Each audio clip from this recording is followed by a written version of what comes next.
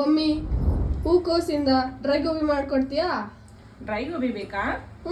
ಆಯಿತು. ಓಕೆ. ಗೋಬಿ ತಗೊಂಡು ಚೆನ್ನಾಗಿ ಕಟ್ ಮಾಡಿಕೊಳ್ಳಿ.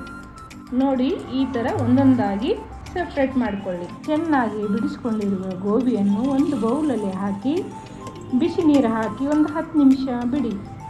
1 ಕಪ್ ಕಾರ್ನ್ಫ್ಲವರ್ ಹಾಕ್ಕೊಳ್ಳಿ. ನಂತರ 1 ಕಪ್ ಮೈದಾ ಹಾಕ್ಕೊಳ್ಳಿ.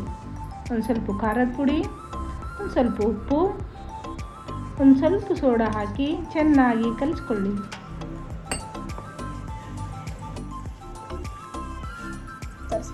ಈಗ ಒಂದು ಬಾಣಲಿಯಲ್ಲಿ ಸ್ವಲ್ಪ ಎಣ್ಣೆ ಹಾಕ್ಕೊಳ್ಳಿ. ಎಣ್ಣೆ ಬಿಸಿಯಾದ ನಂತರ ಒಂದೊಂದು ಗೋಬಿಯನ್ನು ಹಾಕ್ಕೊಂಡು ಫ್ರೈ ಮಾಡಿಕೊಳ್ಳಿ.